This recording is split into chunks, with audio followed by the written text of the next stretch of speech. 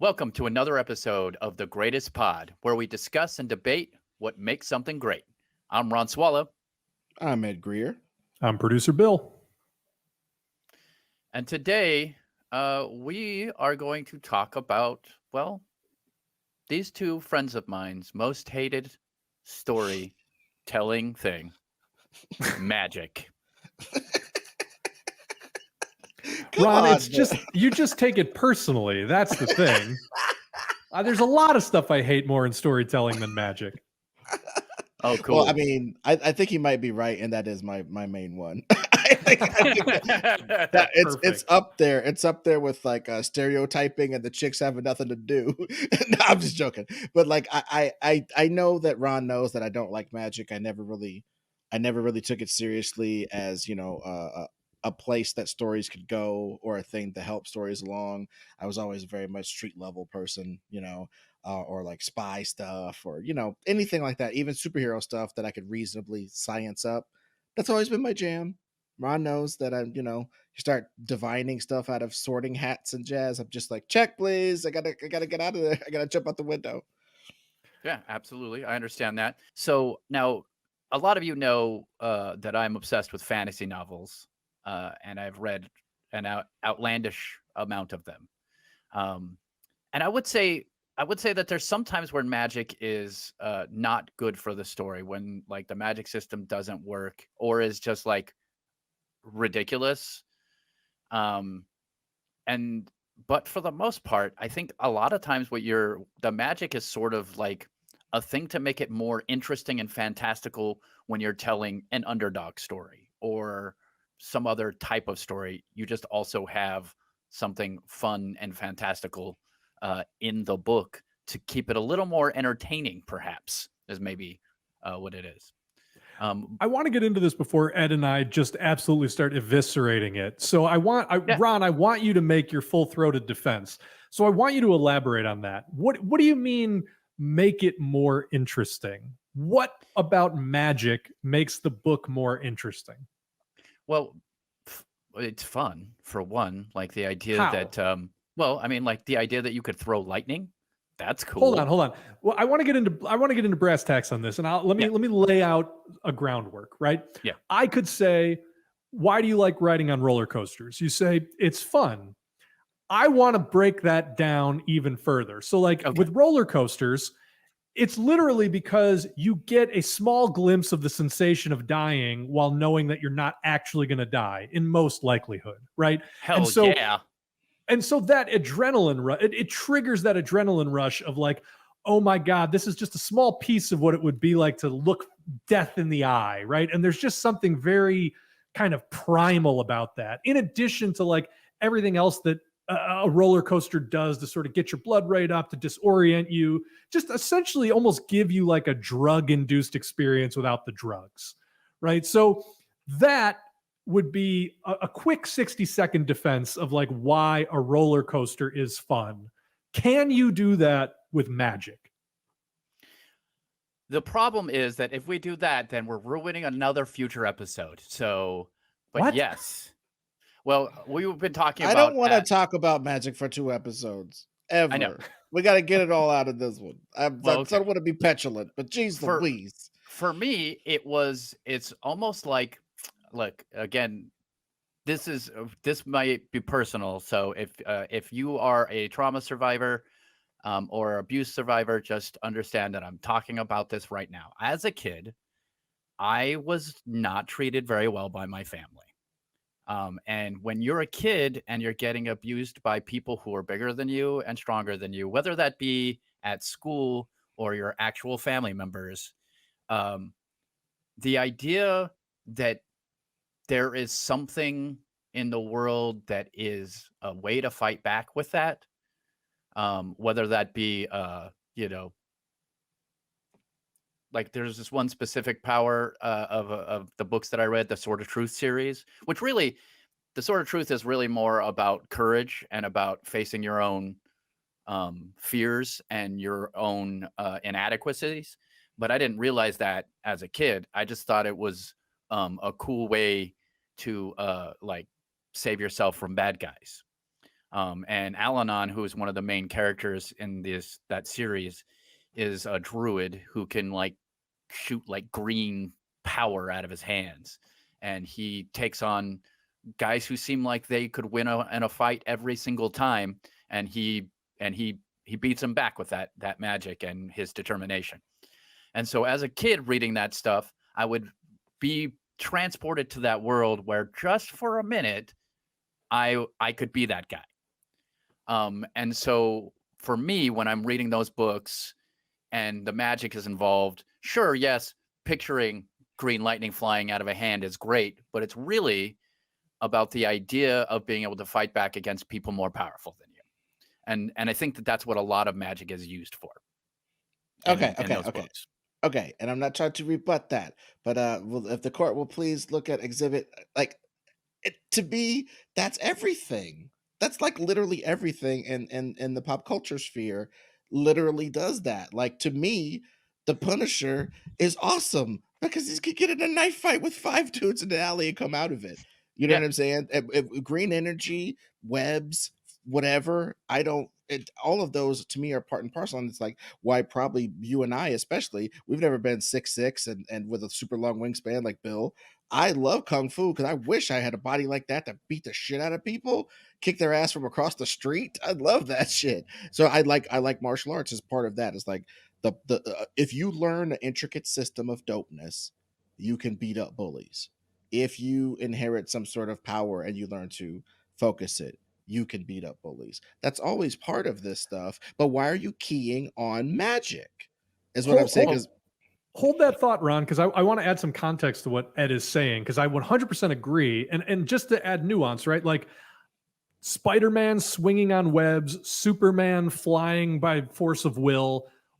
For me, that's the same thing. So Ed has the same sort of like be able to stand up and do cool shit and defend yourself. I always just like the idea of like, I could do something that just separates me from society, right? Like I can break the bounds of my earthly confinement and do something extraordinary and like enjoy that. I totally get that. But here's where I'm going to add nuance. I think in Ed's case, there's an idea at least that you could train and learn and achieve that thing. And in my case, because I definitely gear more towards sci-fi, I understand I'm never going to like jump off a building and fly, but there's at least the idea. Yes. But there's at least that idea that like, you know, applying scientific principles and sort of, you know, the right application of technology and ingenuity and understanding of the world, you might unlock something similar. For me with magic is it's just 100% pure nonsense. And I guess that's where it loses me, and it sounds like it loses Ed as well. It's like, I'm going to wave my hands in front of me and suddenly water turns into gold. And it's like, no, never. Like that doesn't make sense.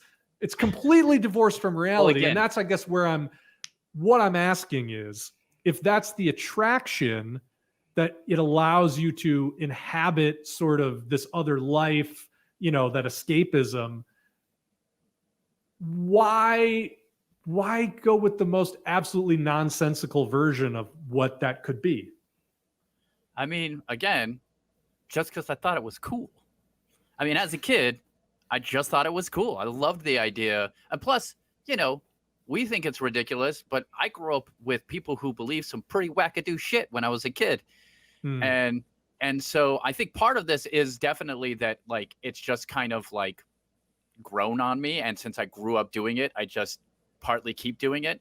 And some of the stuff I've read, by the way, like the more I've read it, as I've learned more about like not even science, but more about storytelling and et cetera, I like a lot of those things less than I used to.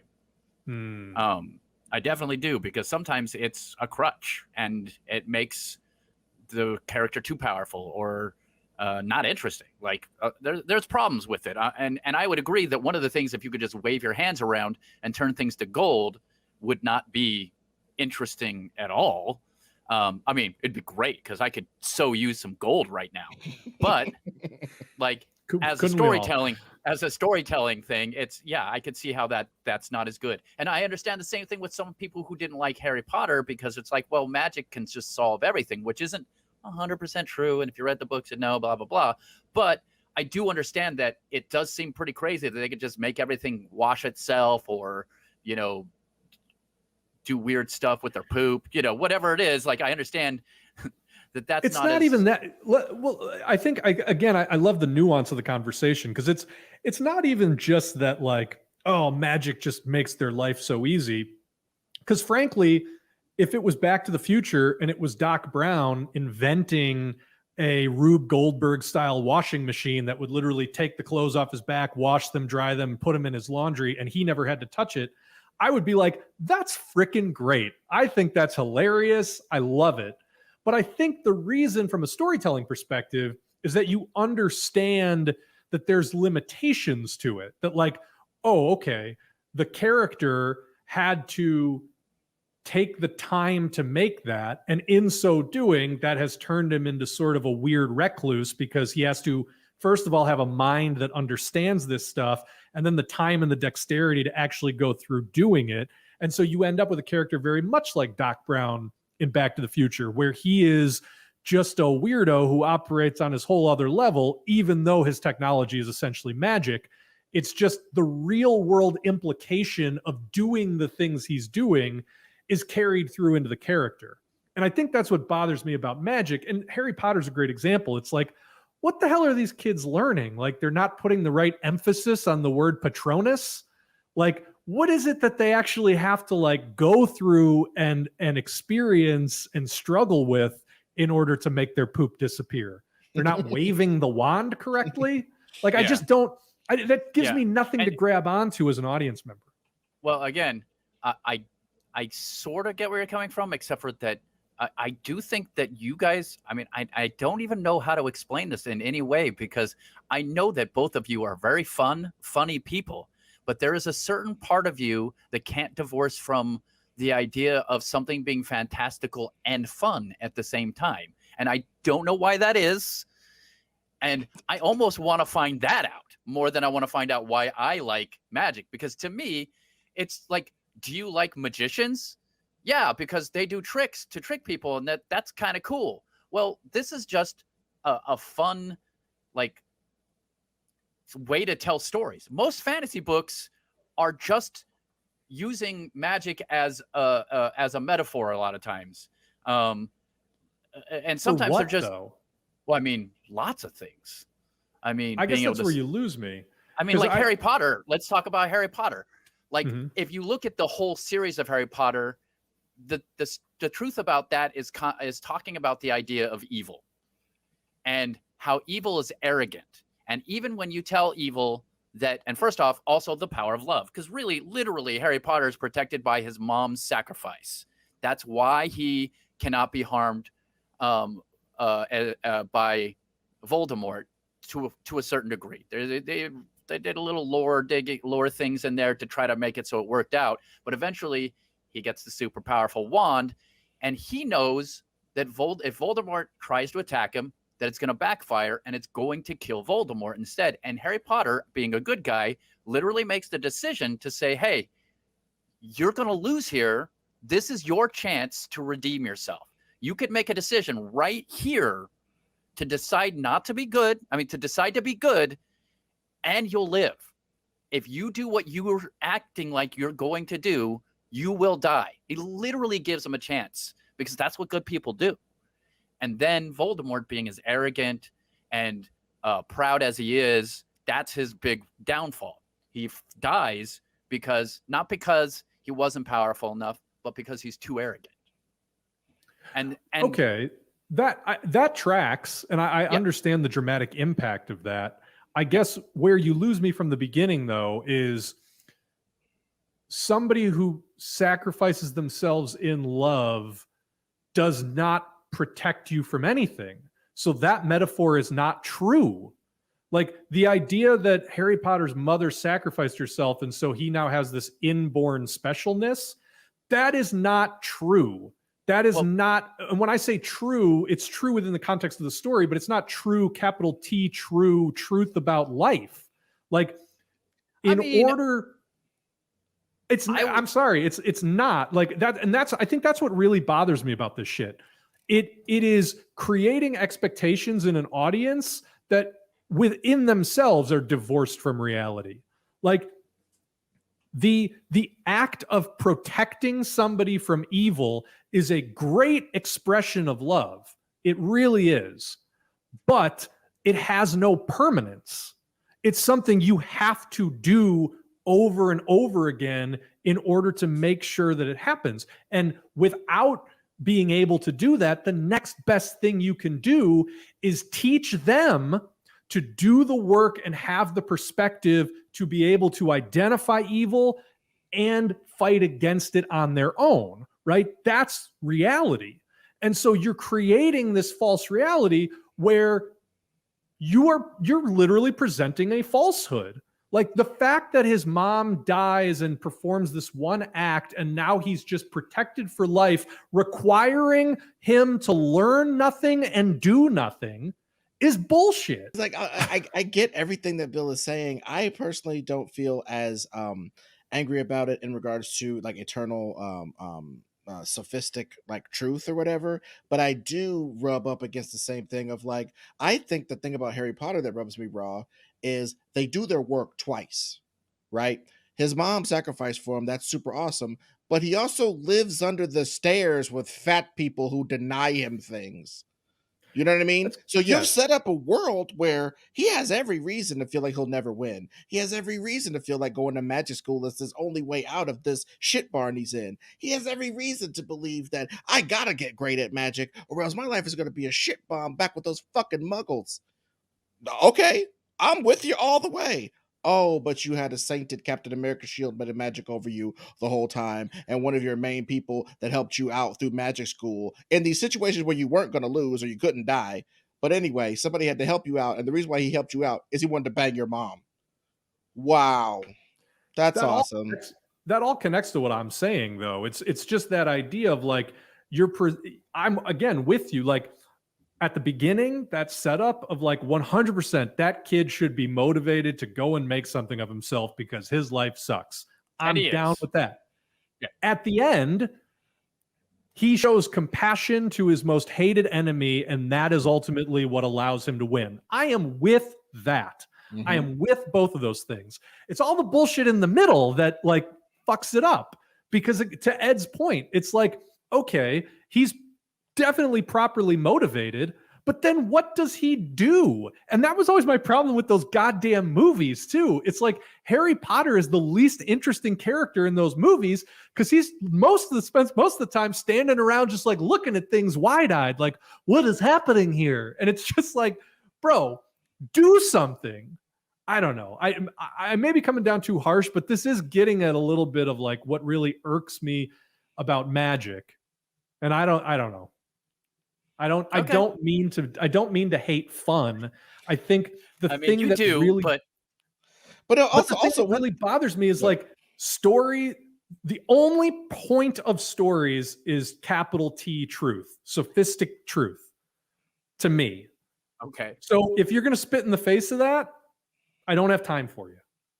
Right. Well, And this see, is I'll definitely allow you to spit as long as it goes over my boot and I go, hey, don't do that anymore. You know what I mean? I like to have a chill little challenge to that. But yeah, you can't spit all the way in the face of sophistic truth for me. It does take me all the way out. That's true. That's interesting. I mean, look, I mean, I love Superman, but like, if he hadn't been born on a different planet and then come to a different planet, he wouldn't have superpowers. I mean, it's just one of those things where like, okay, so he was lucky enough to land in a place where he would be basically invincible. Yeah, And but that's not the story though. oh, I know. That's know just that's just the setup.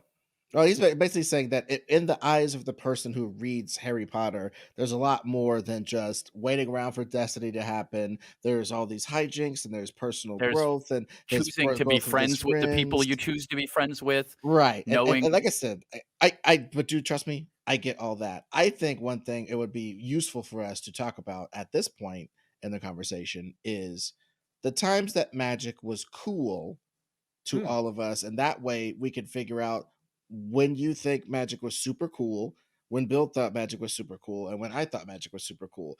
And there, to me, I'll just start it with a minor one. I'm talking about super minor. Beastmaster.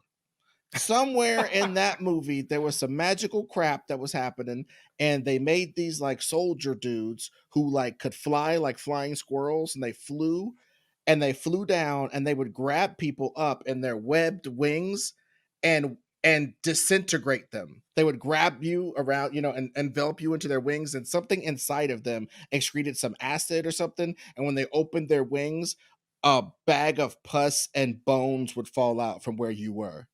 That creature imprinted on me, obviously, and that creature obviously has some kind of weird mystical origin. I think that was awesome. The bad guy has things that disintegrate you by enveloping you and eating you in this weird way. I was so impressed. I thought that was super cool. I knew there was no sci-fi reason for that in that story. You know what I mean? But it didn't give the hero an undefeatable advantage. It didn't give the villain an undefeatable advantage. It was part of an action story. I will take magic all day with a cherry on top in horror. Anything horror, chock full of magic, I don't give a shit. That's just a broad brush stroke. Like if you are going, because all magic is a storytelling shortcut, right? So if you want to create an adversary that has an advantage that's just going to make life horrible for your hero, magic the shit out of them. I'm down. Okay, cool. I want to say in horror, it's funny because you say horror, of course. I would be remiss if I didn't bring up Supernatural. But yeah, you would. But honestly, the magic in that is actually pretty cool because like a lot of the stuff they do is actually like, okay, so in order for a ghost to be put to rest, you have to burn their bones so that they can truly be free of the mortal coil. And that's so there's an idea for that. You can protect yourself with salt because it's pure, and a spirit can't get through something that's pure. Like there's these little things. Their magic does get a little more ridiculous. There's Anunnaki magic and angel magic, and it's 15 years of having to one up yourself over and over again. So it just got to a point where it got a little ridiculous, but it was fun. So whatever.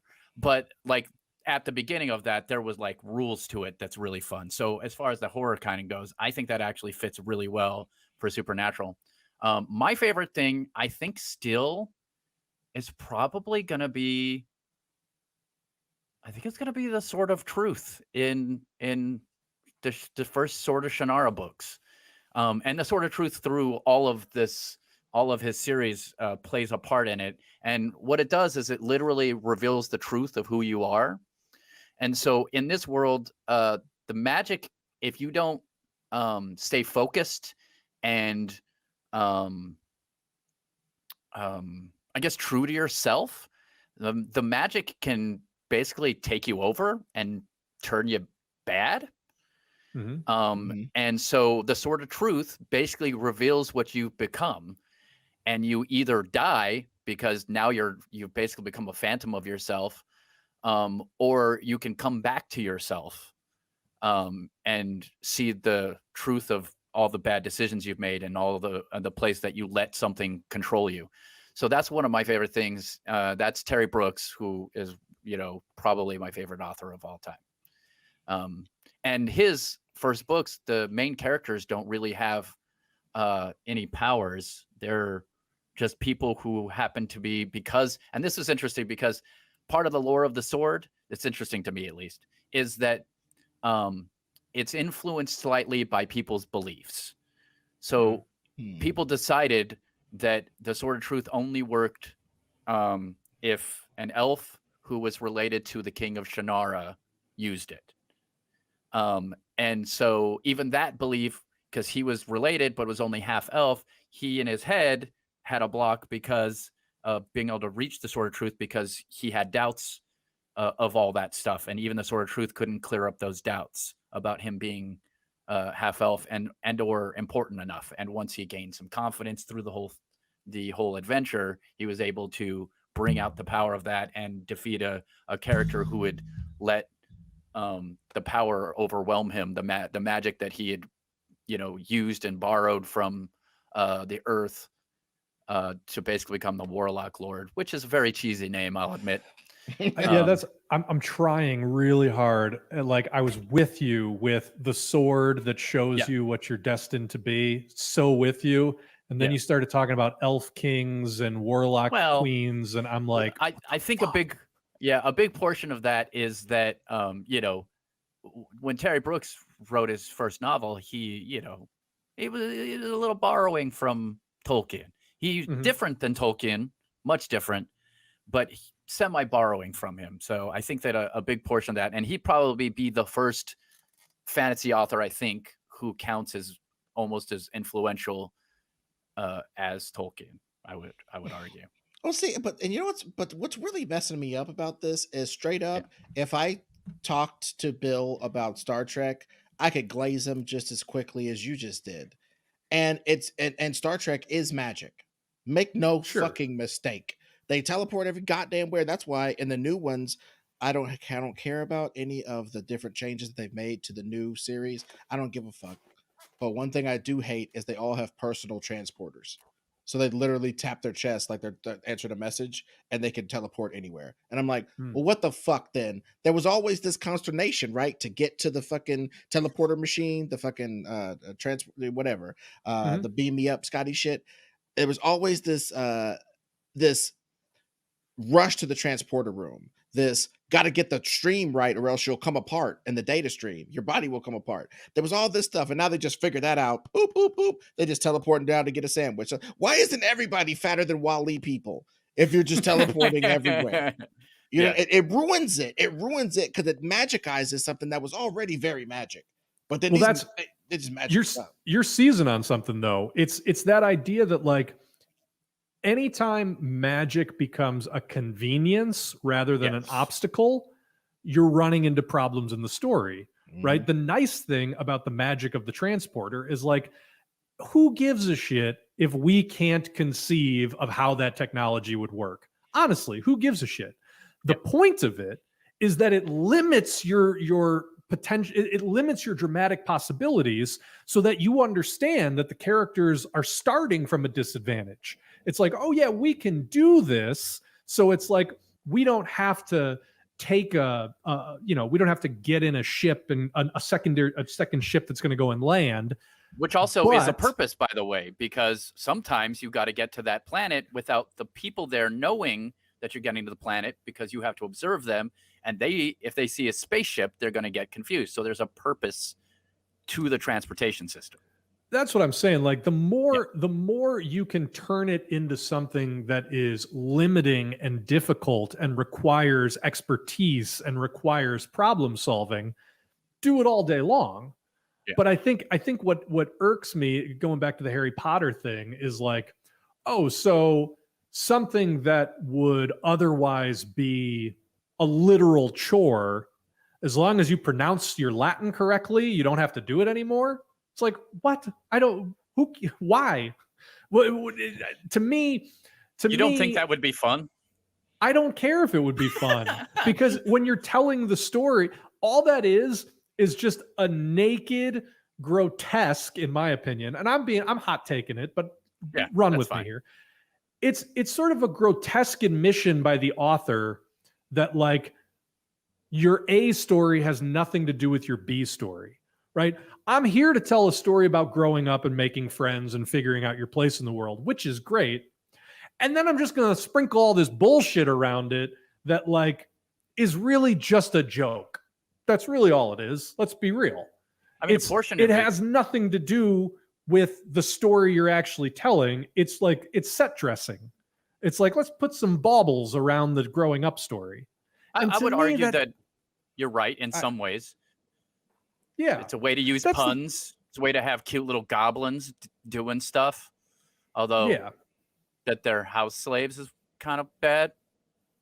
You know, and by the way, look no further than that to look at the amount of thought that J.K. Rowling is actually putting into the consequences of this world that she's created, where it's like, oh, you've got a whole indentured race of beings? Like, turn it into a joke and don't really focus on it too much.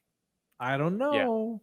Yeah, it definitely Harry Potter, when you reread Harry Potter, it definitely has some it's fun, and it has a lot of funny, weird, goofy things, and it's got a main character who if you know, again, if you've ever been bullied or dealt with terrible people, you kind of like relate to. But it's also the same reason I relate to Peter Parker, and I never have a problem with the web cartridge, web fluid, you know, the 16-year-old genius part, like all that other stuff doesn't really bother me as much as some of the Harry Potter stuff does. But getting away from Harry Potter, I think there's a lot of places that magic is just dressing. You're right. Sometimes it is just dressing. Piers Anthony. Have you read any Piers Anthony books? Never heard of him. He does a lot of punning, and people have different talents in this world, and it's like a different world, Xanth. And so, like, a lot of what he's telling is the same story of like people learning about stuff, how to get better with talking to girls, and et cetera, et cetera. But also people have weird powers that they have to like deal with. So like but a lot of times it really is like that they're dealing with those powers. Sometimes they can eventually use them and they're cool, but like it's usually like a quest that you're going on to meet the wizard who has the book that tells you any question you ask it, it can answer one of those questions that you ask it. And like you have to come up with a way you want to do it. You have to go meet these tests and pass the test to get through, and all these other silly things. The whole time it's just an excuse to make puns and make weird powers. Like, but there's also a storyline through it. So like I get where you're coming from. But Piers Anthony makes me laugh while I'm doing it. And also some of them are weird. Honestly, from a storytelling perspective, that on the face of it doesn't bother me, because it sounds like what you're essentially doing is like creating an entire arduous adventure around a Google search, which is kind of funny on the face of it. Yeah. But also, like, to me, that's the right way to use all these tropes, is you use them to create complications, not to make your world softer, less realistic, and easier to live in. You know what I mean? That's 100%. Like, again, talking about that, there's a specific author that I used to like, Simon R. Green. But now that I've read a lot of his books, and for a while, it was just like, man, these characters kick butt. But eventually I realized they kick too much butt. There's never a problem. The problem is just solved by their amazing skills. It's very Snyder-esque, honestly. And it's been a bummer because I started reading them. I started reading a new novel, and I was like, oh no, I don't like this anymore. And I also started having a problem with a lot of fantasy because they have races that are bad guys. Oh boy, don't get me started. And I don't like that. Like, I think that's a bad idea. But you know what's worse than that though, honestly, bro? The automatically good races. That really makes me mad. Like the fact that there could be the elves who are greater and better than everybody, and then a bunch of just hard scrabble crap people, you know, just fighting each other over stuff is bad. But then you gotta go on top of that and add races that are abjectly evil. That both of those are horrific. Because who do you think? Who the fuck do you think the elves are supposed to be, bro? Who do you think? Yes. Well, and let me say that it's so interesting that Terry Brooks, like, again, my favorite author, I think he started off sort of doing that. Goblins and trolls were kind of considered bad.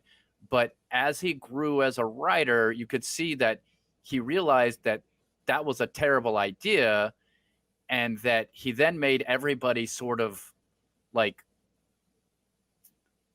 neutral, sort of like you're either a good guy because you're a good guy, or you're a bad guy because you're a bad guy. It has nothing to do with, you know, the fact that you were born a troll, for instance. And again, even Star Trek doesn't do that. Star Trek has evil races, or races that are always up to something. Gotta watch them. The way they treat the Ferengi is horrific, and was for years and years until Deep Space Nine. And even then, they were mostly jokes. Like if I was a Ferengi, if I was sitting here as a Ferengi, I wouldn't be like, look at this great piece of Ferengi television.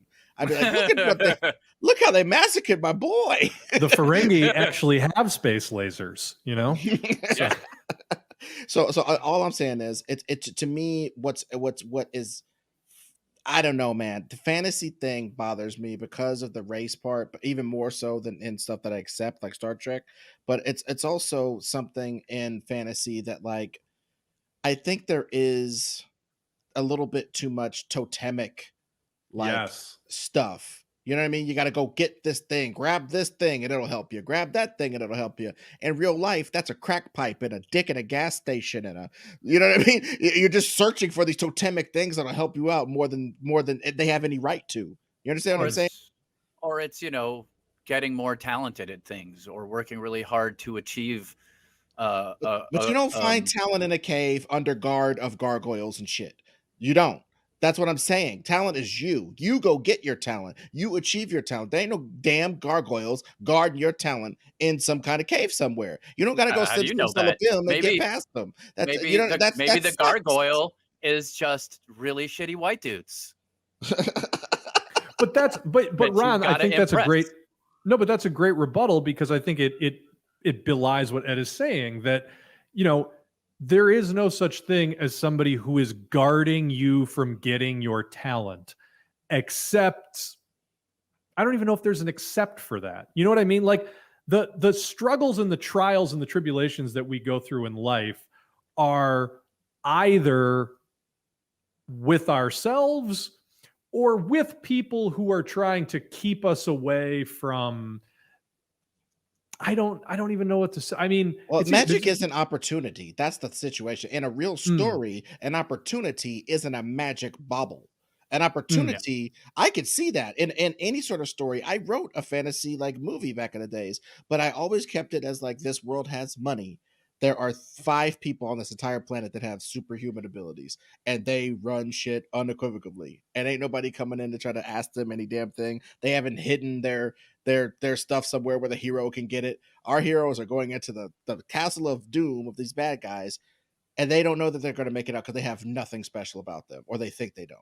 And I love all that stuff, but that's like setting your people against like these stakes, for lack of a better word. And I just don't like when stakes are circumvented by a magical invention. I think if you use a teleporter thing with your Sim Salabim and you teleport to the wrong place that is full of demons and crap, and your damn wand breaks. And you got to spend a week and a half in demon land putting your damn wand together while they're trying to eat you to get out of there. And boy, do you got a story to tell. Your magic puts you in a worse situation than you could have possibly been in on Earth.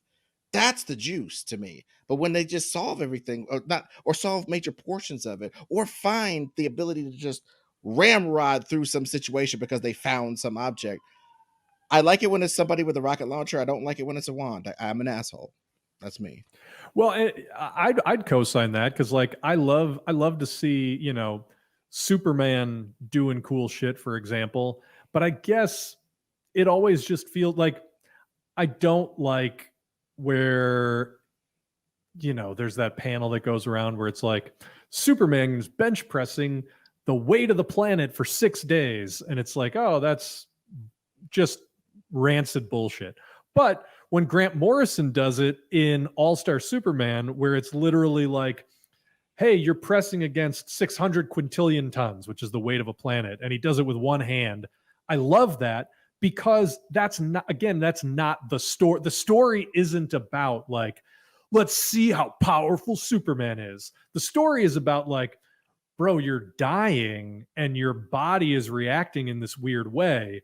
And this is a fun little bit, but like the fact that you can do this isn't some achievement for you. The story isn't celebrating how powerful you are. That's not the point.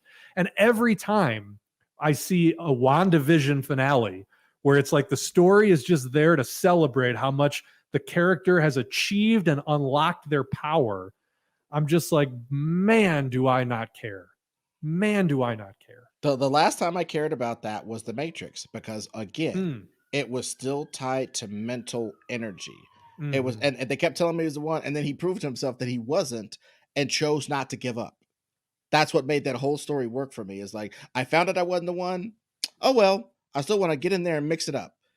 Well, wow, that's so brave. And for him to Mhm. be like, I have to fight this agent so that Trinity and Homeboy can make it back. I'll Yeah, fight this agent. caring for others is the thing that unlocked his potential, and that's a cool, like, he didn't believe until the very, very, very, very, very end, and Hmm. he didn't care. He just wanted to help people that he thought were doing the right thing, and that's a great story. And Mhm. that's one of the reasons I like also the Dresden Files, which we talked about on our previous podcast. How much I love the Dresden Files is because really, yes, Harry's got this power, but there's like a lot of rules to the power. So, for instance, if he, sends a blast of power blast out and it hits something that's heavier than him, it pushes him back. There's still physics rules. And he had to learn how to do all that stuff through not a fun process because the guy who was teaching him was an asshole who was Mhm. basically trying to make him tough, but was also, a scumbag. So, there's all this stuff. And he's also got this huge thing holding over him because he was considered dark because he used dark magic to defeat the guy who was abusing him. And so, like, there's pressure on him to never ever step out of like the goodness line. And sometimes the goodness line is the thing he needs to step over to help um whoever he's trying to help. So like a lot of the magic uh in the way, just like you said, of what he's trying to accomplish. And you're sure he's using it as a tool, but it's also fighting back as a tool, as a protagonist almost in a lot of the ways. So I don't know. Well, I and think I also think if it's someone did Dresden Files right, I think you would like right. Dresden Files, Ed. Also, it's Well, a no, detective. but when what I was keying on when you were saying that stuff is it's every single the Matrix to that to the stuff that I like. There's always this scene of like these are yes there are powers, but these are the consequences, and these are the Yes. limitations therein, and that's in every Yeah. good bit of storytelling ever. And but I just think I like magic like I don't know, like some people like cocaine, I guess, like just at parties. You know what I mean? Like just a little bit. Cause like honestly, I like it just sprinkled in just a little bit. Obviously, not cocaine. Kids don't do drugs, but you understand what I'm saying? Like a little accoutrement. You doing coke all day, you're a monster piece of shit. A couple weekends a year, don't worry about it. You know what I mean? That's how I like magic. Because Yeah. like Okay. I'm telling you, like, okay, Conan the Barbarian. Mm. Conan the Barbarian is one of my favorite movies on this planet. Okay, it's one of the things I would grab out of this here DVD case behind me as I ran out of here in the case of a fire. Is my limited edition with John Milius and Arnold Schwarzenegger a commentary, double disc edition with back matter of Conan the Barbarian. It's one of By my the way, I got to stop you just to say this is the scene in which I punch the horse. I punch it and it falls down. It's fantastic. It's fantastic. Well, I punch this. Watch me punch the horse. That is what Arnold's commentary is like on that yes, DVD. It's That's amazing. dude. hilarious. He's continuously like Rick Dalton from Once Upon a Time in Hollywood, just pointing at the screen, going, "That's me. There It's I am. amazing. There it is." So all I'm saying is, I love that because when you think about Thulsa Doom, Thulsa Doom is the bad guy in there, and Thulsa Doom uses magic maybe 3 times. One, he sort of Svengali's Conan's mother and does it's horrible. Two, he kind of does some weird stuff. He gets a cult of personality around him. You could say that that's magic, but really he turns into a snake later, Mm. and then he takes a snake and shakes it, and it turns into an arrow, and he shoots that arrow at somebody. He uses magic 3 times, and he's the most menacing magic person I've ever seen on screen. He's horrific in that movie. Way more than somebody who does a whole bunch of this stuff. Way more than it's it's a powerful adventure tool. It lets you know that Conan is utterly outmatched. And when Conan gets a little bit of magic later, boy, do I love that. That scene where he gets a little magic thing to finally break his way. One thing breaks his way the whole goddamn movie, and this is one part, and it's utterly magic. And I'm cheering for this movie. So I just think you got to sprinkle me, man, as far as this magic crap. You got to sprinkle it.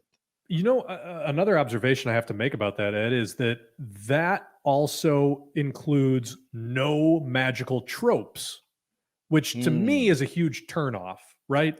Wands, goblins, elves, dwarfs, magic rings, all this shit, throw it right out the window. But if you've got magic that doesn't trade in any of those tropes that other authors or other writers or whatever did the work of establishing, I'm immediately 100 times more invested. Look, my D&D crew cannot not play with dwarves. All right, that's not cool. We can't. But that's sort of what Very I important. get the vibe. And look, I'm not going to drag anybody for playing D&D, but like so much of fantasy just gives me the vibe of like, this was somebody's D&D campaign. Like, why do I give a shit? You know what I mean? It just feels like people are playing. It feels like fanfic. It feels like people are playing with toys that like they don't have anything interesting to say about.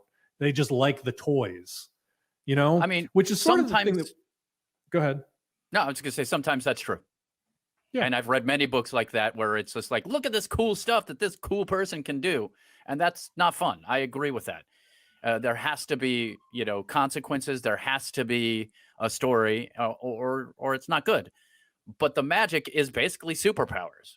And you guys love superpowers. I'm just saying that when magic is used right, it's basically just the fun part of superpowers. I mean, well, Oh, sorry. Go ahead. Well, I was going to say, like, Superman's great. And him being able to punch stuff is a fun part of Superman. It absolutely is. And it isn't the only thing that makes Superman cool, not even close to it. Him being able to fly is awesome. It's not even close to the thing that makes him the coolest when you actually read the great stories that Superman has. But it's still for sure. Cool. No, for sure. And I'm the first one to like Superman is 100% magic. Like everything Superman can do is magic. That shit is soft sci-fi. That's generous. Yeah. The reason I brought up tropes though is I wanted to share my favorite magic system since we all kind of came in with that. Yeah. The Sandman by Neil Gaiman. Ooh. And that I think it's interesting to talk about because it's so far afield of everything that we've been talking about. And that this idea of like it's magic in so much as fundamental forces of the universe are personified in order to sort of elucidate how the universe works, how life works, like being able. I kind of get the chills just thinking about it. Like the idea of being able to have a conversation with death, to ask a question of dream, to have a conversation with delirium. It's like the idea that we live in a universe we can't control. We are all victims of the universe. And so creating a system of magic in which we can actually interrogate those things that we are all otherwise helpless victims of. I mean, that's the sort of, it does the dual thing of being both like empowering on a conceptual level, but also worthwhile on a story level. And to me, like magic has never been better than in that sort of milieu. Yeah, I mean, Neil Gaiman is probably, you should probably read every Neil Gaiman book if you ever have the time to read Neil Gaiman stuff. He pretty much nails everything that you would want out of any magical type thing that he does do. It's pretty friggin' incredible. Everything he does is pretty incredible, and it all has consequences, and it all has a purpose. So like in some of my favorite books, he's just got like one book is telling the story of a man. He hates what he has, but he's clinging to it. And then when he goes on this adventure, all he's trying to do is get back to what he had, even though he didn't like what he had. And by the end of the book, he realizes that he never really wanted what he thought he wanted, and he wants something else. So it's really a story about a person coming to know themselves better and making a decision to live a happier life. That's really what the story is about. But it's disguised in him disappearing from the world magically because he becomes seen by and part of a group of people who are secretly unseeable by regular life because of whatever magic that exists because of that. And it's really more exploring about disappearing and learning about yourself and becoming a true to yourself. But Well, just it's the disguised in that way. opportunity.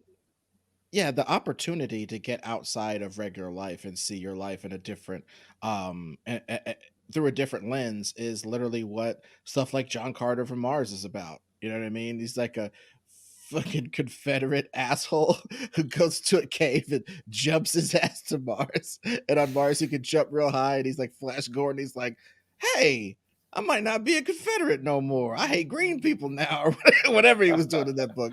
But the bottom line is he couldn't have gone back to Earth with the exact same perspective. It would be impossible. He has just had this adventure. That's the value of that Flash Gordon type jazz, which is just magic as well.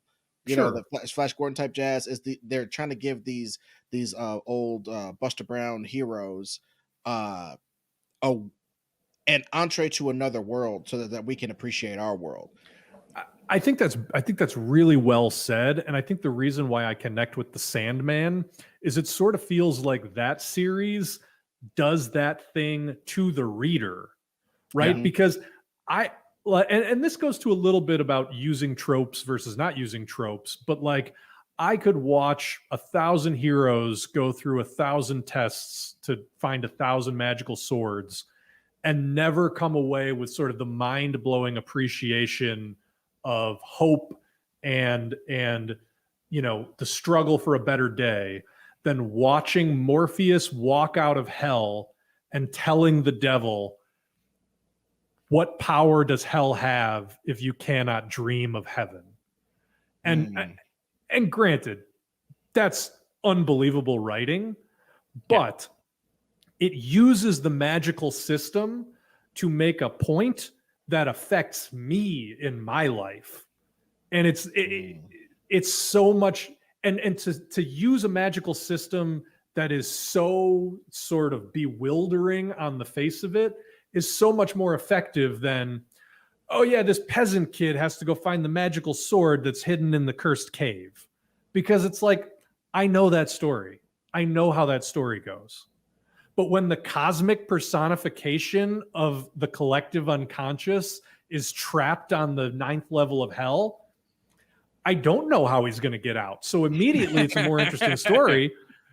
And then secondly, if you're a very good writer, you use my inherent lack of expectation, my inherent, curiosity to slap me in the face. And I love nothing more than a little BDSM from my fiction.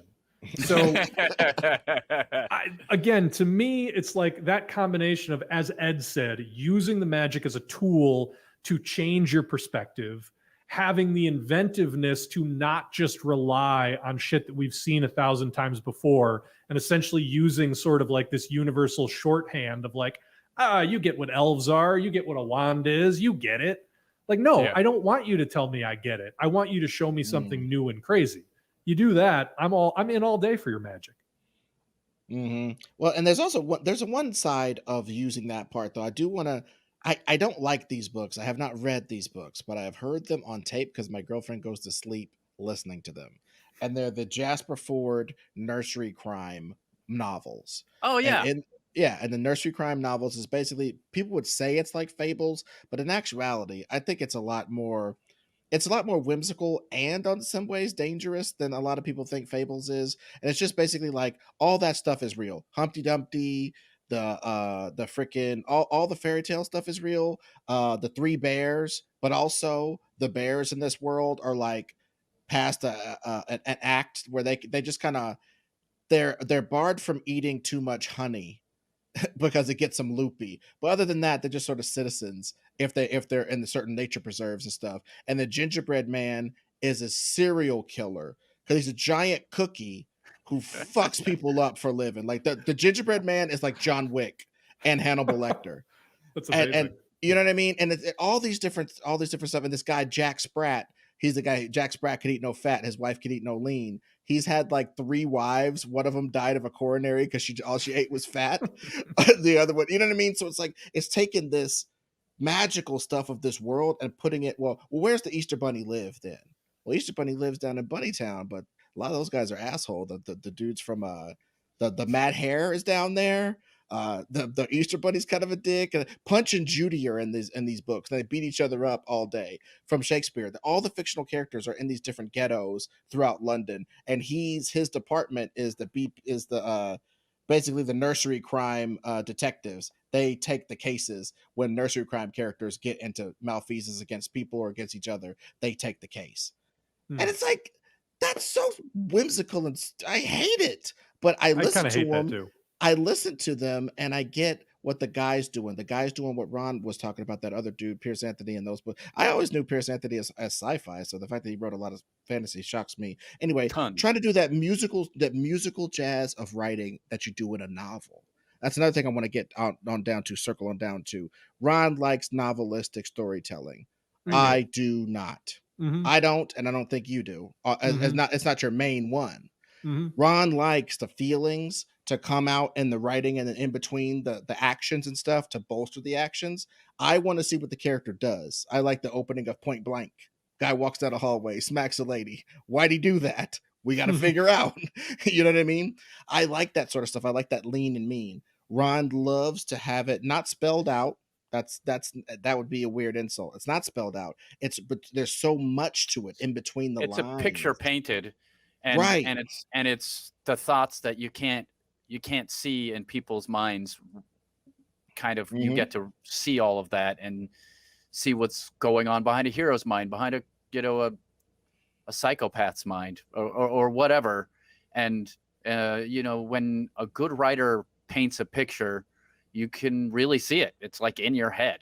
Now, and it's a third thing. It's a third thing besides staging and acting. Like the stage and the acting, there's this extra layer of narration on top of that where you could do all these whimsical things. And that's what makes those nursery crime things almost very interesting to listen to, even for somebody like yourself or myself, Bill, because the writer is massaging all the points of how whimsical and stupid it is by being pretty hilarious in his prose, connecting these ideas and setting these up as like almost giant bits that they're doing.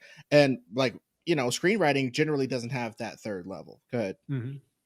Yeah, I mean, that's what Piers Anthony does. That's what he makes his book so great, is that they're also real funny. Like, you just have a good time reading them because you're laughing at the situations, and a bunch of it. Like, he has one where a kid's like going on an adventure and he keeps meeting girls, and the girls are real nice to him, and he doesn't know why. It makes him feel weird because he's 12 and 13 years old, and you know what I mean. Like these little experiences you get to feel that you remember feeling, and then he says dumb things to the girls and they get mad at him, and he doesn't understand because it doesn't seem like dumb. It just seems like he said a thing. You know what I mean? Like it's just fun. I love that sort of thing. Yeah. Reading is great. Like I said, that's where I think it is. I almost hate that because I feel as though a lot of these fools, like they use these trickerations, right, to weave this stuff that doesn't make no damn sense, and then they just remark upon it. Isn't it quite funny how this sucks? It doesn't make any sense. Ha! How hilarious from a whimsical world where everything doesn't make sense. And then they get it over with this cutesy stuff. And me as a screenwriter, I wish you would. If you have ever read a screenplay, I wish somebody would take a whimsical, shitty aside to explain why their screenplay sucks a little bit and massage it that way. You'd be thrown out the window like Axel Foley. It's ridiculous. Well, it's funny because it's the opposite of stand-up. Stand-up writing is like, has to be concise. Even in a story that you're telling, that has to be concise or it will not be funny, period. But in books, it's not the same thing. Although the dialogue should be funny. And I'll tell you, Neil Gaiman is amazing at that. Fantastic. But I also I love Michael Chabon's writing style, and that guy, his sentences are luxurious in their complexity. I mean, that guy writes when he writes. it doesn't really have anything to do with whether or not there's magic, though. Like Michael Chabon writes very sort of grounded, maybe magical realist in some cases. But yeah, I'm kind of with Ed, like using sort of your sprightly sophistication as a writer to excuse sort of, I don't want to say like shitty, but just sort of nonsensical story choices, or even in some cases tropey story choices. But it's like, don't worry that they're tropes, because nudge nudge, don't we all know they're tropes? Like, bro, we're not trying to have like a fun little get together. You're here to tell me a story, god damn it. You know what I mean? Like, don't abdicate your responsibility with your fun whimsicalness. That's I'm kind of with you on that one, Ed. Well, and just like Ron said, though, you know we came onto this and we were just like, is magic the best thing that ever happened to storytelling, or is magic the greatest trick the devil ever pulled in regards, or the greatest trick authors ever pulled in regards to this jazz? And I think what we've really come down to is Ron has an actual sense of whimsy. I think I do. Really, I think Ron has a sense of whimsy, and Ron has a sense of real you strain your own credulity, Ron. You try to strain your own credulity to the point where you're receptive to all these stuffs, where I'm a mailbox slit and people are trying to throw stories through it from 20 yards away. You know what I mean? And I've just got stories banging off the mailbox slit all day. I will not allow them in. And it takes a certain shuriken going right, just aimed right, thrown just hard enough to tip in, that gets me. And like sci-fi can do it, superhero stories can do it. Magic is just, I guess magic is a big soccer ball trying to get through that mailbox slot with me. I think it's a brilliant observation that this really is at the heart of it more of a conversation about whimsy than it is about anything else.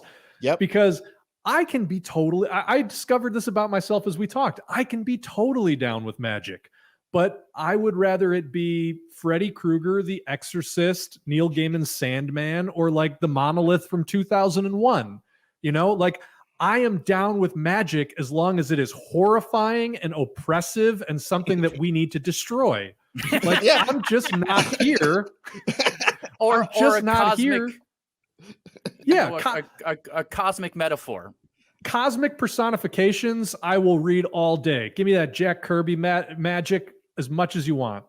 Like I said, or horror or whatever. But like, yeah, when we get into elves and goblins and wands and the tropes and the whimsy, I think is what I'm just hard out on in all cases, all the time. Fuck you. Not you, Ron, but like just... No. Yeah. No, look at the examples we did. You did those examples. I did Thulsa Doom, the monsters that turn you into bones. Yep. And both of those stories, it's a barbarian. I've said it before, I'll say it again. I'll sword and sorcery with you up to a certain point all day, if it's my boys Conan or somebody like that. But I just can't go with you when we're on a quest and our shirts button up or have those goofy laces at the top and we got frilly sleeves. It's over. If you got your shirt off and you got a loincloth, you got a sword in your hand that's caked in blood and mud from the last adventures you just had, and you're stumbling into town drunk trying to get some Black Lotus, that's where it's at for me. And you're trying to fight a wizard. The wizard is up in a castle that you and your homies got to climb a rope up to get and kill and steal his jewel or whatever. I'm down with that, but as soon as I'm the guy with the magic, I reject it. You would like Garrett Jacks in Terry Brooks's world. He's the weapons master, and he literally goes from town to town, like basically A-Team style, solving problems for people in a couple of short stories. And it's like taking out a wizard so fast that the guy can't do any magic in that time. But he's also got to like deal with a bunch of crazy. Anyways, you would like weapons master, Garrett Jackson. Well, I was going to say, Ed, we're not anti-magic. We're just anti-Ren Fair. That's what we are. And I love the Ren Fair. I really do. I'm telling you, we have found the locus of this disagreement. It's not about magic and it's not about fun. It's about whimsy and aesthetics. That's all we're talking about here. Yeah, you're probably right. I'm glad 100%. I'm glad we got to that though, and it's like, yeah, I'm glad we got to that. Although Harry Potter did catch some shrapnel, and he's neither Ren Fair nor well, it's whimsy. There is a He's fair amount of There's whimsy. whimsy, and it's he's very Ren Fair funny. adjacent. He's Well, Ren and Fair it's- adjacent. Mhm. Definitely, it's funny. I mean, there is a bunch of Harry Potter that is using comedy to do what you guys said, to wink at you, like, oh, look at this, look at this, look at this comedy thing I'm doing with this trope. That definitely exists in that. But she did it better than everybody else, and then became an idiot who hates trans people weirdly, and now she doesn't have a career. So not that matters because she has $1 billion. But Well, but the $1 billion part is, I think, part and parcel with what this whole conversation has been about. There were enough elements that people could recognize, and then you just tweak those a little bit. That's been proven the way to make money, make a hit song, make a hit Yep. movie, make a hit anything. What is this? Turn it around over here just a little bit, and which is really weird because I would think we would have cracked Star Wars by now. I don't know, and it's probably a whole nother conversation. I just want to say, like, that is another way of magic that got over on me. And you know what's odd about that? It was the very first time that they explained the magic, and it made me hate it. The midichlorians thing, the only time ever that they Fair. explained the magic system and ruined it for me ever happened in Star Wars. I just say that, like, it's for all the things that we know are empirically like successful. Every time they try to take Star Wars and just turn it a little bit, it's so obvious they're trying to do Star Wars, and we universally, as a populace, reject it and throw it into the freaking sun. It's so funny. Yeah, it's true. Well, guys, thank you for chatting with me about this stuff. This was a fun episode for me because while we did vehemently disagree on things, I do love that we came to a consensus on why we actually disagree and are cool with that consensus. Like, 100%. I totally get where you guys are coming from, and you guys know I'm whimsical because I am a weird, whimsical dude, and you guys have been putting up with that for the last 4 years, and I really appreciate it. So for those of you listening, you should know at this point that we have a Patreon. It's patreon.com/thegreatestpod. If you want to get extra pods, it's $5. If you want to get art sent into your mailbox, it's $7. Plus you get those extra pods with that $7 fee too. So check it out, patreon.com/thegreatestpod. And thanks as always for listening to another episode of Ed, The Greatest Pod.